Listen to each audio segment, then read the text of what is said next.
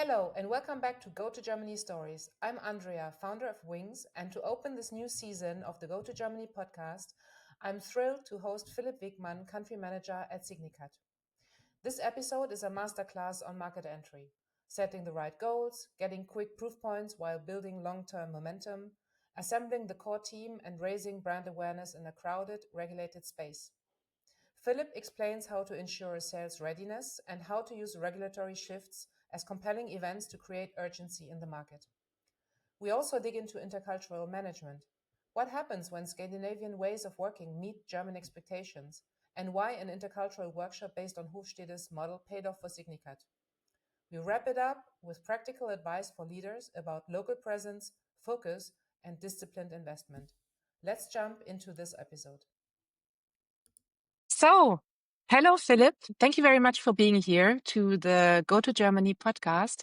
I'm really happy to have you on the podcast today. We've been talking about this session for a long time, and I'm really happy that we can kick off our fourth season of the podcast together with you.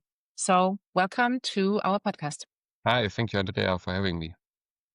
So, Philipp, you are country manager for Signicat in Germany, and your goal is to launch and make Signicat successful in the German market. Can you tell me in a couple of minutes something about you and about Signicat and what you do? Yes, thanks.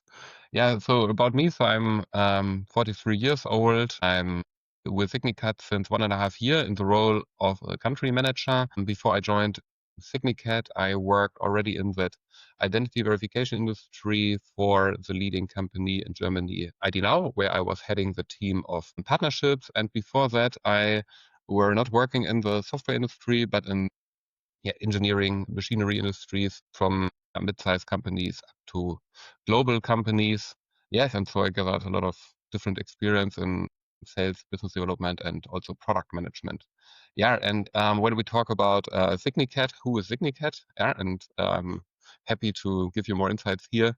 So Signicat was founded 18 years ago in Trondheim, Norway, by 4 founders, and yeah, so they grew a lot organically, but also through acquisitions. So Signicat acquired in the last 7 years 8 different companies to enter new regions, but also to expand the portfolio of different technologies. Yes, so from the regions, we are pretty successful in the Nordics naturally. Yeah, so Norway, Sweden, Denmark, Finland, but we also through acquisitions we went into the Benelux market and also the Spanish market, the Iberia market, and also the Baltics. Yeah, so this is where we are leading providers. We have a European approach, a pan-European approach, and there are, of course, so the blind spots on our map are at the moment still Germany and France, and this is where we want to go next. And so I kicked it off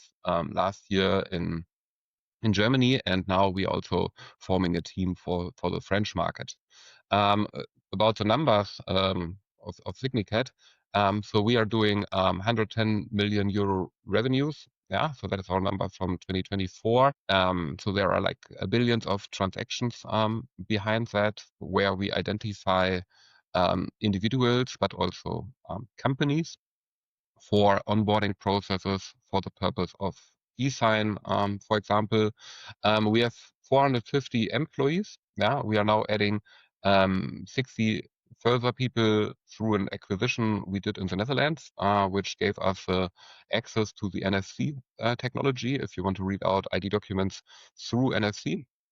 We have 16 offices. We are a super diverse team with backgrounds of 40 different nations. Yeah, and we are, of course, on a strong growth path. That's so far about us. Yeah, that's great. And I remember when you started your journey in Germany, we said, okay, when will we be ready to talk about what you have done? Yes. And so we've been waiting for over a year now to do this session. And this is why I'm really happy it started.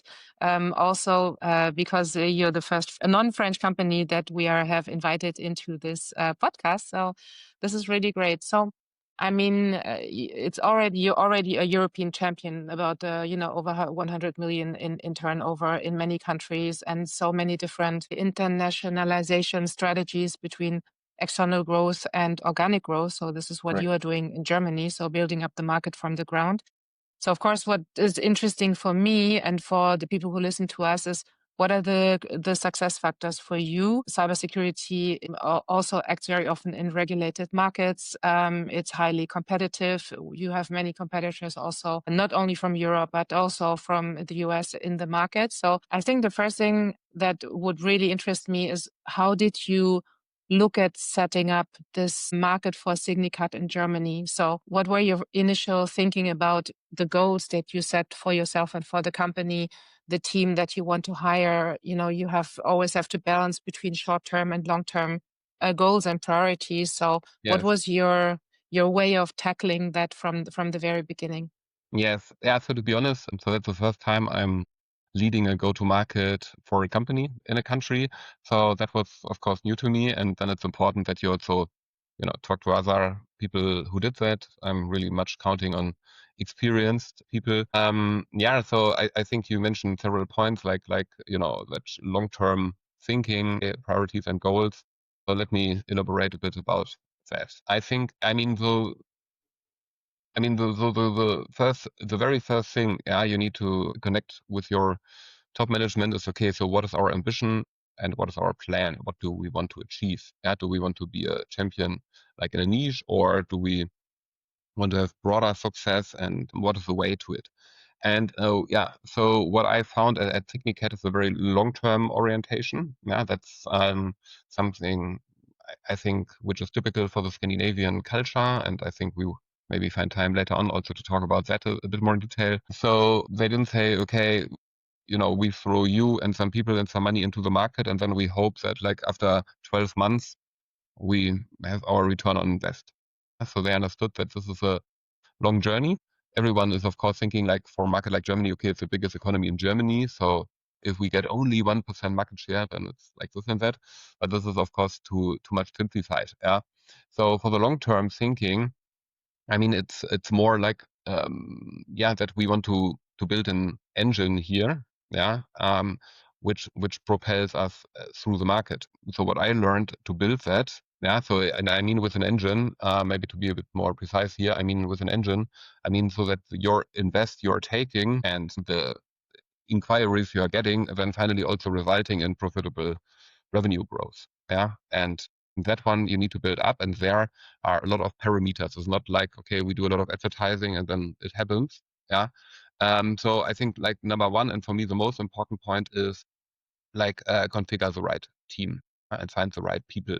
I think that's really crucial in the beginning. Then secondly, I would say it's super important to prove and check the sales readiness of your product, your contracts, your processes, like everything. Yeah, you really need to make a kind of like when you enter in the new company, a kind of due diligence and have a look at everything along the sales process. Yeah, because if you pump up your pipeline and then you're not able to, have a Deliver. contract which can be used, yeah, then you're ending nowhere. Yeah, so it means that you always need to be as a country manager in front of the activity of your team and provide a good path for them to walk through.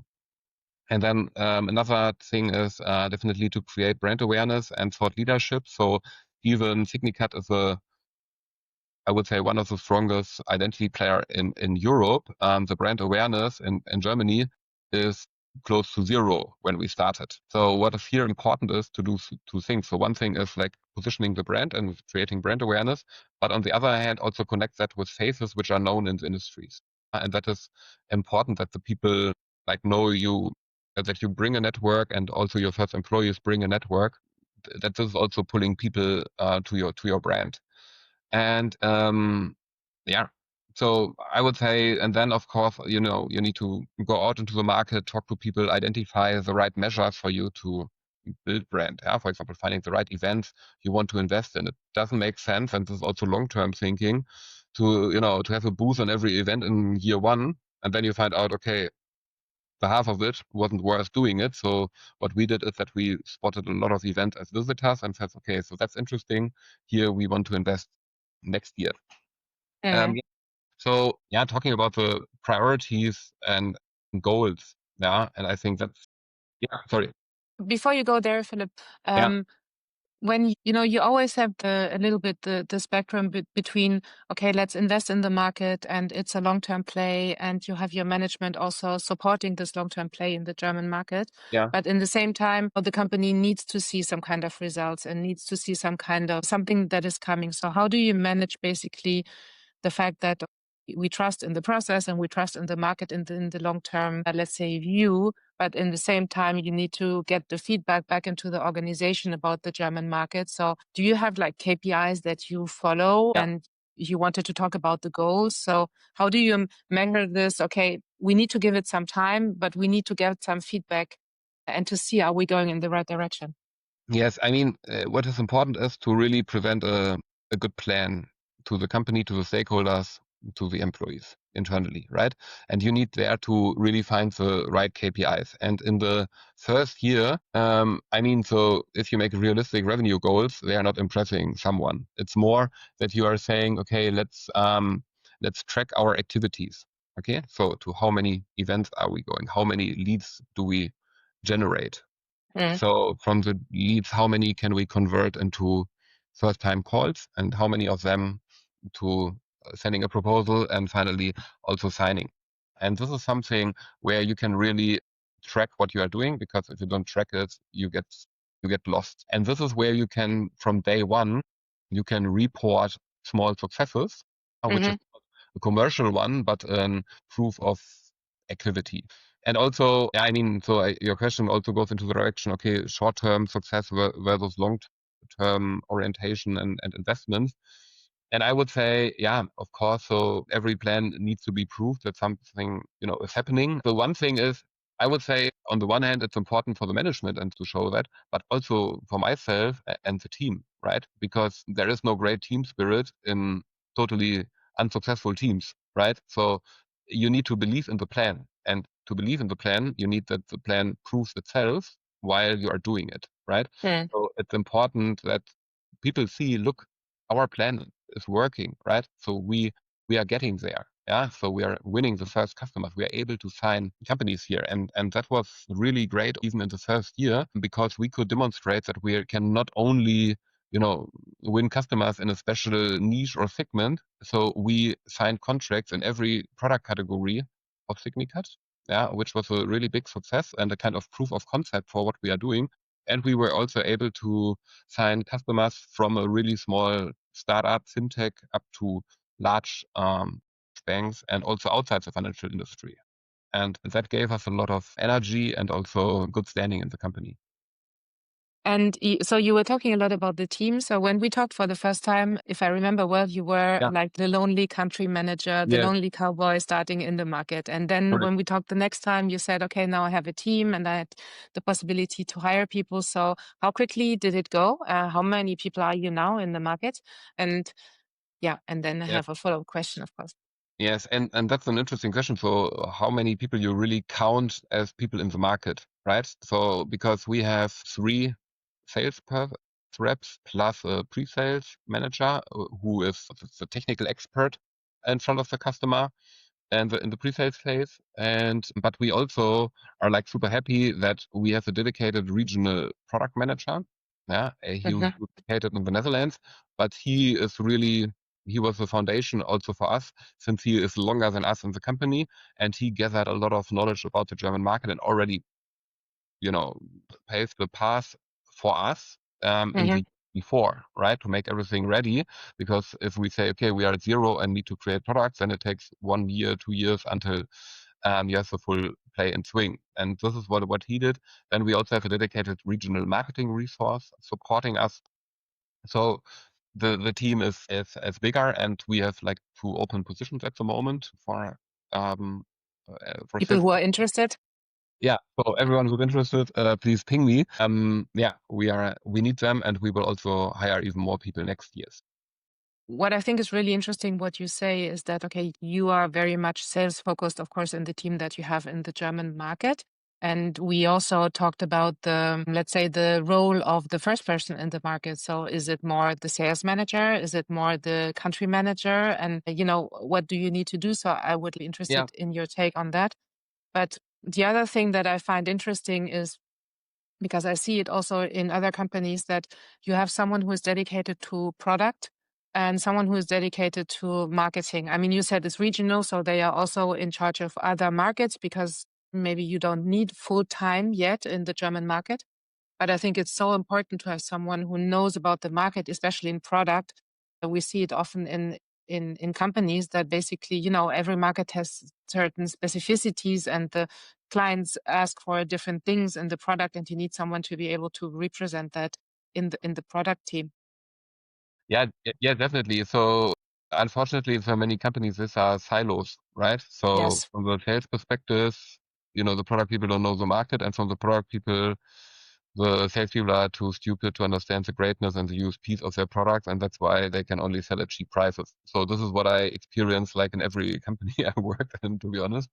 But yeah, but at Signicat it's really different, yeah, because I think there are no really strong silos in the company, and with that regional product managers, you're really breaking off the walls, right? And you're really someone who can really translate and prioritize with us the things we need the customers telling us into a roadmap. Yeah? And also with a feature orientation, because if you just say, okay, the customer today wished for feature A, and then it goes through the development engine, and then it comes 1 year later, and so then that customer has gone, and then there's another customer needs feature B.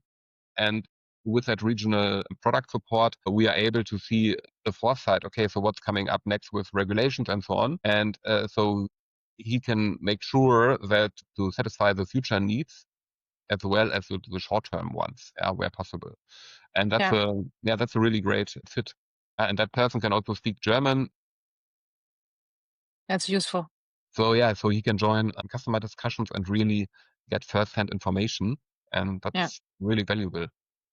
Yeah. And so when we talk just a little bit more about your role in the beginning, because you have the role of country manager, but of course, in the first, there's not so much to manage in the very beginning if you're all by yourself. So the first goal that you have in the beginning is not country management, basically, but it is selling, like finding the first client. So what do you see? How do you see that? How did you see it when you started the position? Yes. So when I started the position, it was clear for me that I'm not the manager in my ivory tower and making great plans, which never happen. So it's definitely you need to go into the market, and I think, like, honestly, every country manager should be always also in sales. So the question is, of course, you should not compete with your team in it. So you should more be the high-level salesperson who opens doors and bring in great opportunity and then forward that to the team when the time is right. But when I started, and that was your question, so I was definitely sales manager, somehow number one in the market, looking at it. But the problem is, if you then just run around and be the sales manager, you cannot build the engine, you cannot make the plan, you cannot talk to the stakeholders, and then you're then very much in the jungle. And it's important to, in my opinion, to have the ability to somehow really know the details, but also see the bigger picture and be able to switch multiple times a day between that perspectives. And so I learned, okay, so I can create the most value in finding the right people. And so we made really good catches, I have to say, in the beginning. So people which are like just can start without, we need to make a boot camp for 1 year with them. And so that gave me the freedom to work more on the country manager things. And that is then boosting the long-term story. And it's also for that sales managers. And I think that's also an important thing. Everyone in that new country, every salesperson needs to be aware that this is more a business development work than a sales work. Because if you hire a sales manager, then they ask, okay, what is my OTE? What is the target? Where are the PowerPoint presentation, the prices, and the contracts? And then they go, right? And if you are in our situation, you're building up that with them together. And so they need to understand, okay, it's important, my feedback, to bring that back to the product organization and so on, that we build the right features. And it's not like, okay, everything needs to be set in stone and I just need to sell. Yeah. And this is what also I experienced in the beginning very much. Yeah, I totally agree because, there are different ways of seeing it. Some companies, they say, okay, the first things that we need is sales managers or BDRs or SDRs or whatever to be able to sell and to have those quick wins, to be able to say after, to go to return on investment. But on the other hand, what I see the limit of that strategy is that the overall picture is missing. And so they're selling for maybe 6 months or 9 months or even a year, but you see that the things around, so the engine is not building up. And Correct. so at some point it's slowing down because you're only doing sales, but you don't do the groundwork of building up this engine and having the strategy for the market and having someone experienced enough like yourself who can also then feedback where the market is going and is our plan going? Is it working or not? Giving that back to the management and being on the same kind of discussion level with them, because often first sales hires are much younger profiles, like they have maybe 3, Yeah, 4, 5 years of experience, and it's not enough to build the engine and to build the strategy, I feel. correct. So to be honest, I believe in really hiring A profile persons. So really the best you can get for the beginning.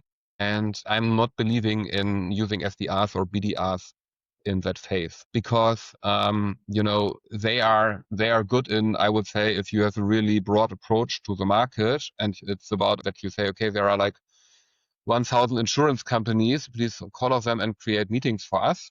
Yeah, because we have the perfect product ready and need to go. Yeah. Yeah. For us, it's more really creating relationships, yeah, building the brand and so on, and also making our own learnings, yeah, why people are interested or why people are not interested. And this you can, in my opinion, not reach with an SDR team. Yeah. I think the SDR team, what I see, these are companies doing that I say, I'm not sure how much I should invest, if I should really hire people and so on. And then it's a nice thing to make it more externally, but this is not the way we go here. Yeah.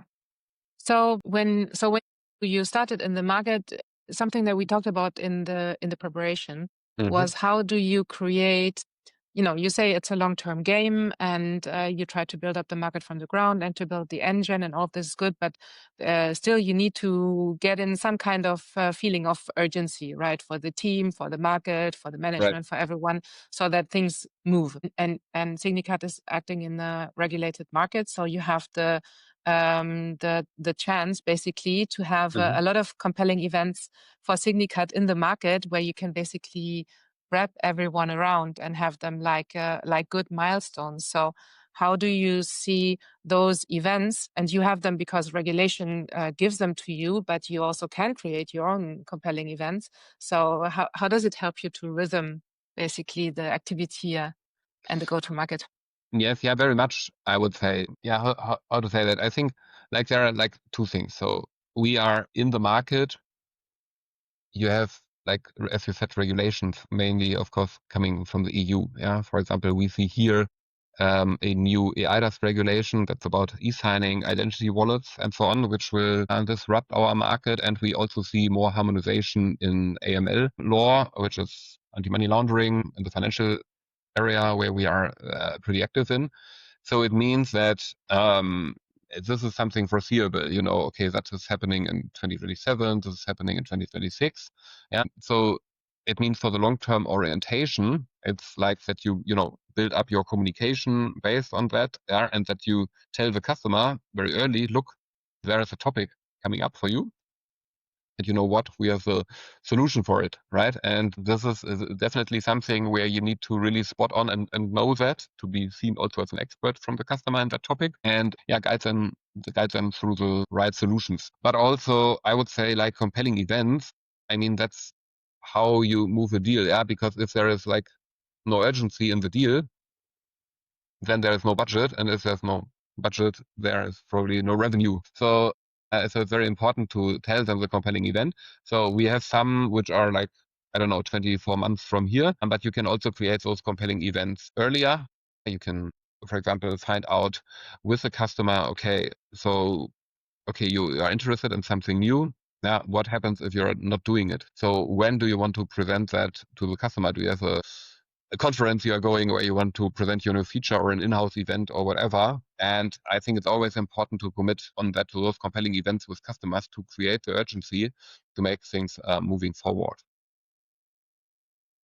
And it also helps, I think, well, you can tell me, but it also helps to wrap everyone in the company, because you talk about product, which is regional, you talk about marketing regional, then you have the team, and then you have the management. So it's also a possibility, I guess, to make people aware of the market and the events. I mean, if it's EU regulation, then I guess for all the markets is the same, but you can also have regional or national events that can help, shape a little bit the calendar and also educate people internally about what is happening in the market. And, maybe not every market has the same event. So it's juggling a little bit with that.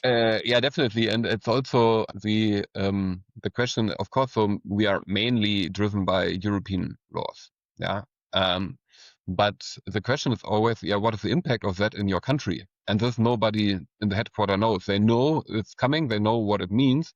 But for example, in the Nordics, they have excellent digital identity schemes, more than 95% of the people using those, right? So in Germany, for example, we are far away from that. So for example, if a new wallet, identity wallet is kicking in, so then the impact on the German market is much higher. Yeah. And then it might change the life in other countries. And so you need to really translate, look, this is, how that regulation will influence us. And this is our chance to profit from that. And this is something which you need to individually translate and then bring that back to the company, and not just be somewhere and consuming the information that the headquarters saying, look, we have a new slide, it's coming. And then your customer asks you, okay, what does it mean for us? And you say, I don't know, I need to ask the expert. Yeah, you are the expert in your market, and you need to find the right answers for that. Yeah. And tell me, how is the interaction, with the head office for you? So like very concrete questions, like how often do you go back? How often do you meet? Do you have the possibility to present what is happening in the German market? So, and how does it work for you? And how do you make it also work? Because you have many markets open already and many other markets opening. So there's a question of, playing in the orchestra of everyone. Yeah. Yeah, good question. Yeah. So, I mean, what's really nice at Signicat is that there is not like, one big headquarter where 90% of the people are sitting, and we are the aliens in the German market coming around every 6 months and telling them the story, and then we get forgotten 2 days later. So we have a very distributed set of offices.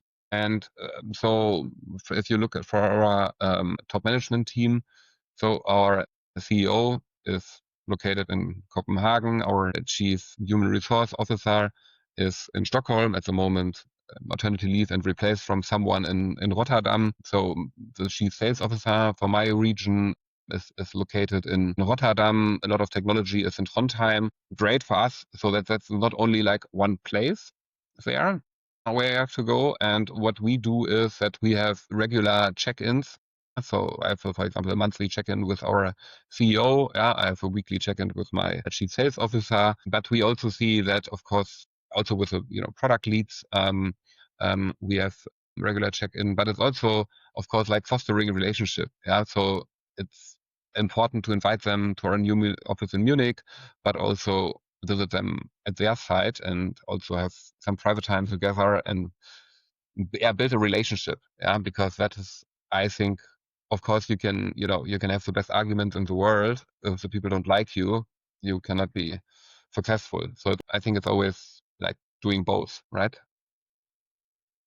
And so this is a good transition to our next small topic, because as I said, I'm really happy that you are not a French company, because we have been talking in almost every session about intercultural communication and how does it work. And so when we talked about it a couple of months ago, you said that, even between Scandinavian and German business culture, it's not always like a long river, going very quietly, but there's also differences. And that was something that you had to manage, and that you have to manage all the time. You said 40 different nationalities in the team, but still. So tell me a little bit about Yeah, so that's a really interesting thing because it's something, which is not pretty obvious when you arrive, right? I also experience working with French people. Happy to talk about Scandinavian culture here more today. I experience also working with Japanese and Chinese, with US and Canadian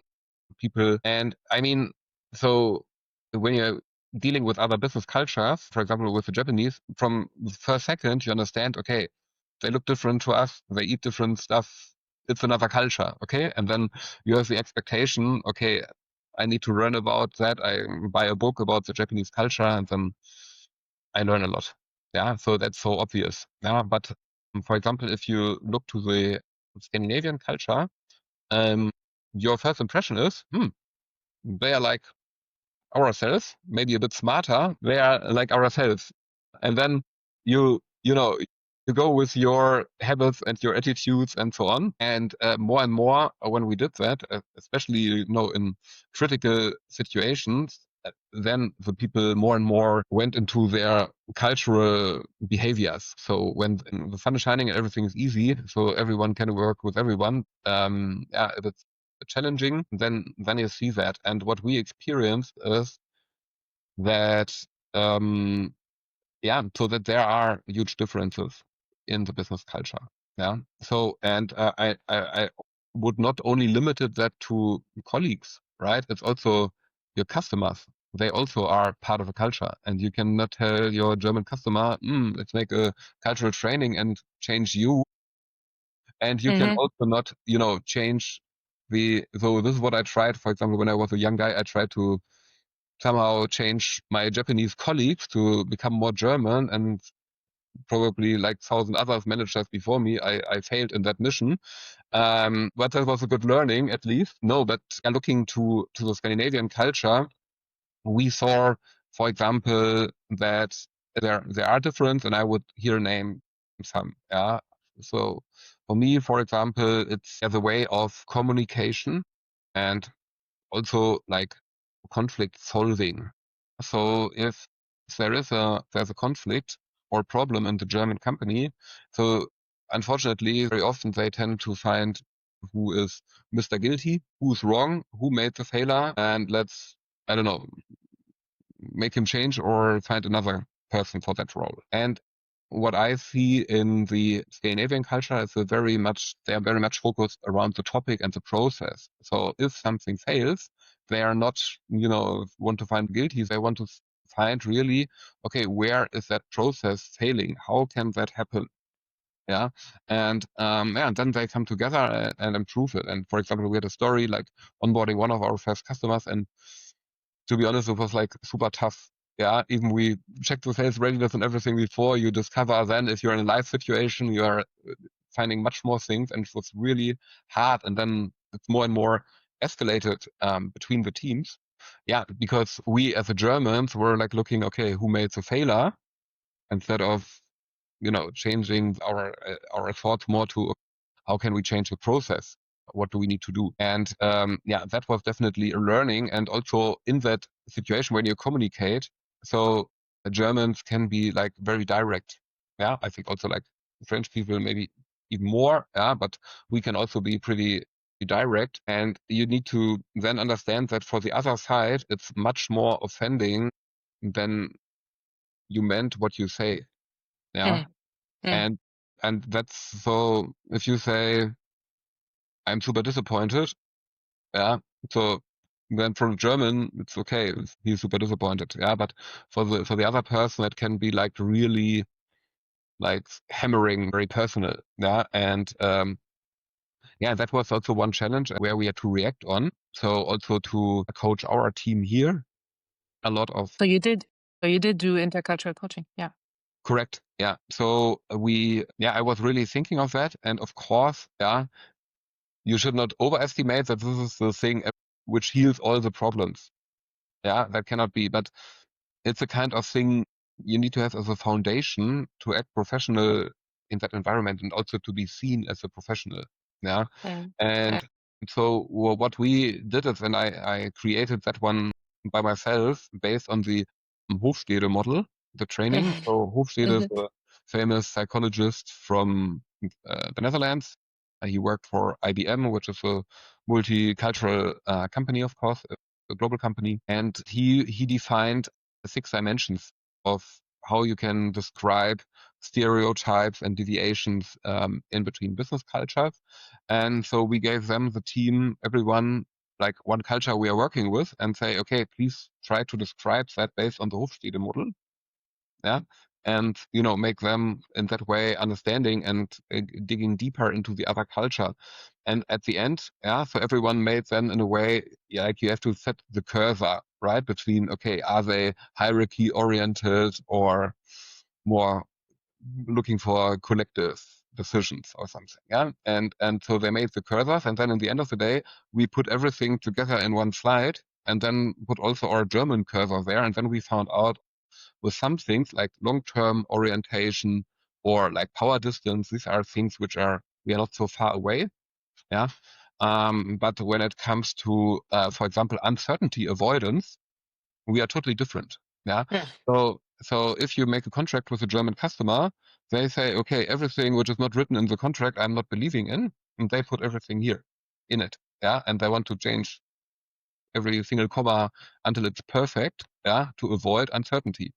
While the Scandinavians, they are saying, okay, we are thinking, okay, that to be a more agile approach, saying, okay, this is an 80% thing here, but we believe that together with the customer, on our way towards the launch, we will solve the further 20%. Because if we prepare everything for 100%, it will not fit for everyone, and it will take too much time and too much investment in advance. Yeah, and that was something that we also had to tell the people, look,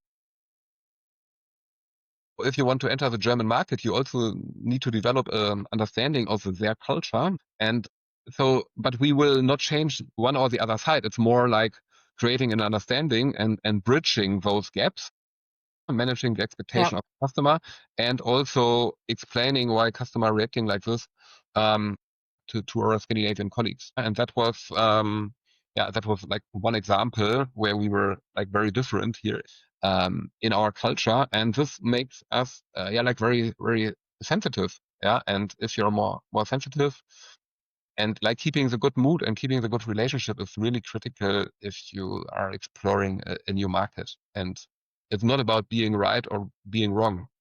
It's more about, okay, how you are presenting your topics. How are you addressing that? Yeah. How are you part of the solution? Yeah. I mean, what I find really good about that, and this is why I wanted to bring it up in the podcast, is that many companies, especially startups, but then also scale ups, they just, go, and they have the same problems, but they not always address them because they don't take the time to do that. They don't realize you need some kind of sensitivity also to see that this is not a product problem. This is a problem because we just don't understand each other. As you know, many M&A, for example, fail because you have cultural problems and people Absolutely. just can't come together. And you have the same problem also in the sales process, and then to identify it and to do something about it, and to dig into Hofstede, which takes me back to my studies. For example, in intercultural management is something that you need to do, and you need to take the time to do that, and then everybody wins because you just try to make it better for the next time. But many startups, as far as I can see, say, okay, maybe we do a workshop an hour or two, but they don't really address the problem. They just try to patch it, and then they think, okay, we are all citizens of the world now, and we understand each other, especially also in a European environment. I mean, if you talk about Asian cultures, cultures that are far away from us a little bit, then it's more... But if you see it in Europe, you say, okay, somehow we're all Europeans, right? But no, somehow we're all pretty different. So I can tell between France and Germany, there are huge differences. And so I was interested. Even regionally, I think like the people in the north of France are different than the ones in Paris or in the south of France. And yes, we have the same thing like in Germany is also by nature a multicultural state so I grew up in the north of Germany and I live in Bavaria, and it took a while to understand the culture for me. Yeah, even from the outside, Japan, it looks okay. That's the Europeans. Yeah. And someone who visit us would say, okay, there are Germans and there are Spanish people and they're a bit different. Point is, what many people say, okay, look, yeah, we see the rest of different cultures and we have a problem here. Yeah. And okay, let's bring a trainer for one day and then the topic is solved. Right. So, and this is not what Signicat is believing in. So we are doing a lot of things in-house. Yeah. So for example, I read a lot of Hofstede to really have my own understanding of it, because that cultural topic is something, which is every day there. Yeah. And if you just get the training and then you do it, yeah, then this, goes away. Not sustainable. Yeah. It's not It's not sustainable. sustainable. Yeah. But it's, for example, for me also, like if I have like the Joe Fix with someone in my team and then I can mention it. Look, you remember we did that. And so I'm more Involved also. I more I more deeper understood it because I had to learn it by myself. And people and those fast-moving companies try to solve everything with money. Just throw money in and say, look, this is for the cultural training. This is the money for the marketing. Yeah, let's make a lot of noise in search engine advertisement, and then we get 1 million leads. Yeah, super. Yeah. But if 999,000 of them is scrap, then you didn't achieve anything. Yeah. And I think it's really important that you as a country manager like know the details as well. Yeah. If you're just someone, okay, I take the information from my sales rep and then I, pack it nicely in a PowerPoint and then I tell that the next guy, that will, not make impact. Yeah. So we touch upon so many things in our episode, and thank you very much for sharing all of this, Philip. Yes.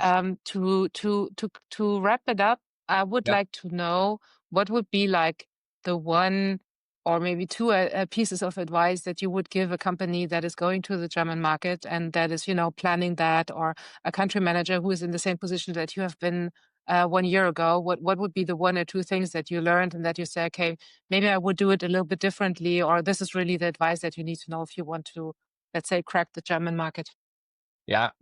So probably there's like no code or no one fits all, right? I would say, first of all, look for a great country manager. Yeah. So that's that's very important. Look for someone who is at the location in Germany and don't try to go into a market from the headquarter. That will not work, right? So then make yourself aware, okay, how high is your confidence that you can have something in the market, and prove your hypothesis a bit. Yeah, you can do that either that you first try or make a small trial with one sales manager or some external companies to get some feedback on your products from the market. But if you are confident and say, okay, that's our market and we want to go there, find the right country manager, and then so be close to him, right? So don't let him alone. Don't set too high expectation in the beginning, because then it can happen that the team, gets into panic mode and needs to say, okay, if we don't achieve our targets this year, then they will fire us again. Yeah, and build that trust and also forward your customers, right? So if you go into a new market and say, yeah, we are here to stay and we, we want to build up that market for us, but we just decided to have a small office or 2 seats in WeWork, then not speaking that language, right? So you need to say, okay, we have a legal entity here. Yeah, we have an office here. We are hiring. We are visible. If you are not visible in the market, if you're not going to events, just on LinkedIn, there is so much. It's a piece of puzzle. Yeah, but that's not everything. So it's really like, and steer your investment. And I would say also, like in the beginning, don't throw too much money into it. Yeah, because otherwise you're like a kid in a candy shop, yeah, where you say, okay, I have 1 million of marketing, then let's do this and this and this and that. So try to do like bootstrap things. Try to ask the people, okay, what can you do without budget? Yeah, if you would have 0 budget, what would we do? Yeah, and I think that's but that's obvious. And then if you see that you have a proof of concept, like after 1 year, you have trust in the team. I think that's independent from the revenue, right? Either your revenue is helping to build trust, but there can be also trust with just a little revenue in the beginning. And if you then have the trust and you know they're doing the right things and they're doing the things right, then ramp up your investment. Yeah. So, and that's for the low risk, but you really should know, okay, do we really want to do it? Yeah, I think that's the question. Yeah. And I think like people say, okay, yeah, I want to boost my company's revenue. Yeah, now our own market is difficult because it's already saturated. Yeah, then let's try and go to another market. But the other market is even more difficult for you. Yes. And so I think like that, step-by-step approach. And a colleague of me said, yeah, Philipp, we cannot boil the ocean. And I think that really summarizes well. Yeah. So what we did is that we had a really laser sharp focus on some segments and use cases where we said, okay, this is where we want to go for hunting. Yeah. Opportunistically, of course, we look at everything which comes in, but you have to be like super sharp. And if you know sharply what you want, then you can also sharply invest. If you just land there and you go with a shotgun approach and shoot on everything which is there, yeah, you cannot have. It's not efficient. It's just not efficient. Yeah. You will lose a lot of money. Okay. Well, we said a lot of things. Thank you very much for sharing all of this, of your, personal story with Signicat, but also the growth of the team and all of the wins that you had in the last year. And so I'm happy that we waited for you to tell us all of those stories. And thank you very much. And we are looking forward to what is happening with Signicat in the next months and years. Yeah, definitely. Thank you very much, Andrea, for having me. It was great talking to you. And yeah, let's check in maybe in 1 or 2 years again and see how that developed. That's great. Let's do that. Thank you very much, Philipp. Yes, thanks. Bye, Andrea. Bye. That was my conversation with Philipp from Signicat. If you enjoyed it, please rate the episode on your favorite podcast app. It makes a big difference for us. And we'd love to hear your ideas or questions for upcoming sessions.